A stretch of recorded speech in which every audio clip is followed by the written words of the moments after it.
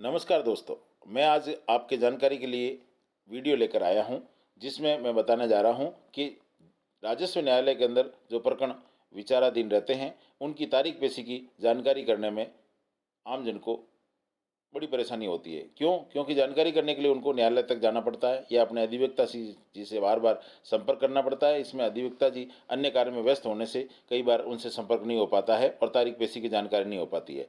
आमजन अपने घर बैठे अपने मोबाइल पर किस तरीके से तारीख पेशी की, राजस्व न्यायालय के प्रकरणों की तारीख पेशी की जानकारी कर सकते हैं, मैं बताने जा रहा हूँ। अपने मोबाइल में गूगल के अंदर आपको GCMS rajasthan.gov.in सर्च करना है और सर्च करने के बाद में गवर्नमेंट ऑफ राजस्थान की वेबसाइट आएगी। इस तरीके से आपको वेबसाइट खुलेगी, इसको क्रॉस कर दीजिए और क्रॉस करने के बाद में राजस्व न्यायालय पर क्लिक करिए। जैसे ही राजस्व न्यायालय पर क्लिक करेंगे, इस तरह की आपको पेज खुलेगा, जिसमें आपको जिले का नाम पूछा जाएगा, अदालत का नाम पूछा जाएगा, अदालत का प्रकार पूछा जाएगा, कंप्यूटर आईडी संख्या और मैनुअल वाद संख्या। इसमें आपको जिले का नाम सेलेक्ट करना है। मैं उदाहरण के लिए जालोर का नाम सेलेक्ट करता हूं। अदालत के नाम में आपको कई प्रकार के ऑप्शन दिखेंगे। जो भी न्यायालय, जैसे राजस्व अपील अधिकारी न्यायालय, जिला कलेक्टर, अतिरिक्त जिला कलेक्टर, उपखंड अधिकारी, सहायक कलेक्टर, उपनिवेशन, तहसीलदार, नायब तहसीलदार, अन्य ये विभिन्न प्रकार के न्यायालय दे रखे हैं। मैं उदाहरण के लिए उपखंड अधिकारी न्यायालय को सेलेक्ट करूंगा। वैसे उपखंड अधिकारी न्यायालय समस्त न्यायालयों के लिए उपखंड अधिकारी न्यायालय, उपखंड लेवल पर जो उपखंड अधिकारी न्यायालय है उनके लिए उपखंड अधिकारी यूज किया जाएगा।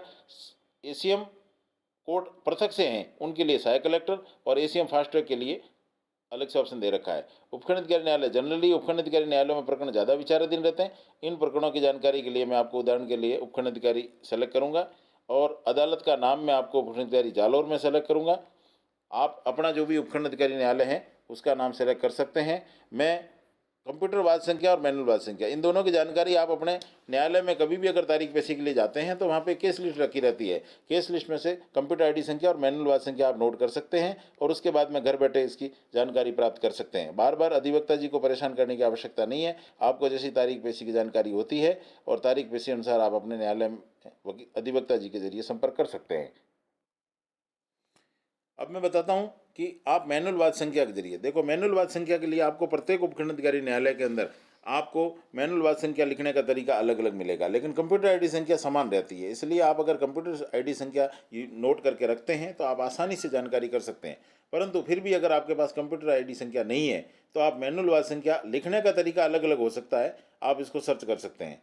मैनुअल वाद संख्या में सर्च करने के लिए, जैसे जालोर की बात करूँ तो जालोर में प्रकरण संख्या सर्च करने के लिए आपको मुकदमा संख्या, जैसे रेवेन्यू सूट के लिए RS और रेवेन्यू एप्लीकेशन के लिए RA और रेवेन्यू म्यूटेशन अपील के लिए RM कोड वर्ड का यूज़ किया जाता है, जिसमें मैंने रेवेन्यू सूट का प्रकरण की स्थिति जानने के लिए RS और उसके बाद में स्लैश और उसके बाद में प्रकरण संख्या, उदाहरण के लिए कोई भी एक प्रकरण संख्या मैं ले लेता हूँ और इस प्रकार से आपको ये सन इंदराज कर देनी है। ये आपका प्रकरण संख्या हो गया।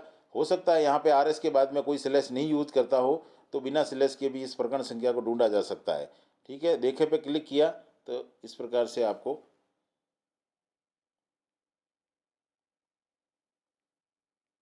ये जरा सी देर में तारीख पेशी की जानकारी हो गई। देखो इसकी आगामी तारीख पेशी 11/2/2025 है। आप इस प्रकार से, और ये किस स्टेज पर सुनवाई का कारण हो सकता है ये अपडेट नहीं हो, जैसे बहस पे लिख रखा है तो कईयों में समयाभाव के कारण या स्टाफ की कमी के कारण स्टेज अपडेट नहीं हो पाती हो, और ज़्यादातर प्रकरणों में जैसे निस्तारित हो जाएगी तो इसमें निर्णित का आपका ऑप्शन आ जाएगा, ये बात श्योर है।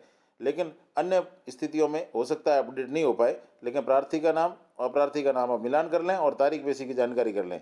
इसमें आपको कंप्यूटर आईडी जनरेट संख्या भी ये देखो दिखेगी आपको, ये भी आप उसको नोट करके रख लें तो और आसानी से ढूंढ सकते हैं। लिखने का हो सकता है तरीका आपको गलत हो जाए। इस प्रकार से आप जानकारी करके अपनी तारीख पेशी और प्रकरण के स्टेज की जानकारी समय समय पर पता कर सकते हैं। जनहित में जारी, मेरे चैनल को सब्सक्राइब करें।